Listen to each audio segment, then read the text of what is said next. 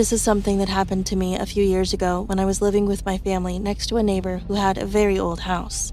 Every day I would play with my cousins and little brother in my backyard. We could always see the neighbor watering her plants.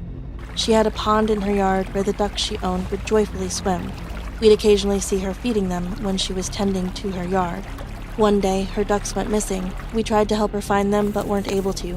There weren't any wild animals in our neighborhood, if you don't count stray cats, but there's no way cats would have eaten these big ducks. Around that same time, my grandma would tell me that there was a girl in a red dress always walking on the roof of my neighbor's house at 3 a.m., but it's only there for an hour.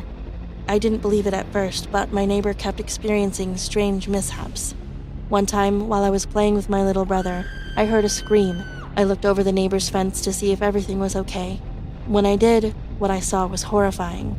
By the pond, there used to be a pile of regular sticks, but this time, there was a stack of bloody bones and skulls instead. I looked from the pile back to my neighbor, who was standing there frozen.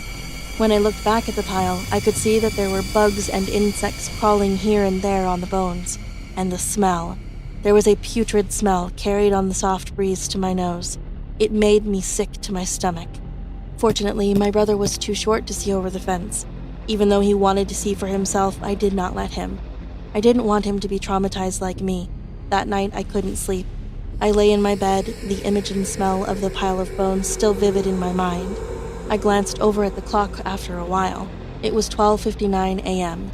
Just as the clock switched to 3 a.m., I heard two metal objects banging in my backyard. There was a window in my room, so I got out of bed and walked over to it, trying to see what the noise was. I was horrified to see a girl in a red dress walking on the fence. Her hair was dark and very crazy. Her skin was pale, and from where I was standing, I couldn't see her eyes. Just as I started to wonder how she could walk on the fence like that, I realized that she had two horns coming out of each of her feet. I was frozen in place, unsure what to do. Just then, she let out a horrifying scream and jumped into my backyard, landing on all fours. She twisted her neck and looked directly at the very window I was standing in front of. That's when I saw it. Her eyes weren't there. No eyelids, nothing. Just dark and empty sockets. In an instant, she rushed to my window, and when she got to it, she started banging on the window like she was trying to break it. I fell back away from the window, captured by absolute fear. I screamed, but no one seemed to hear me. She kept scratching and banging at the window, screaming this awful, gut-wrenching scream. I couldn't move, but I could now see, as I stared directly where her eyes should be, that her eye sockets were full of this thick, black liquid, and there were insects crawling in and out of the gross liquid. The entire encounter felt like it took only a few minutes, but when she disappeared, and I no longer felt frozen in place, I looked around and noticed that it was now 4 a.m.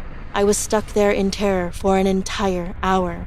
Just like my grandmother said, it disappeared at exactly 4 a.m. At this point, I was shaking so badly that it was almost painful. I tried to go back to sleep, but I couldn't.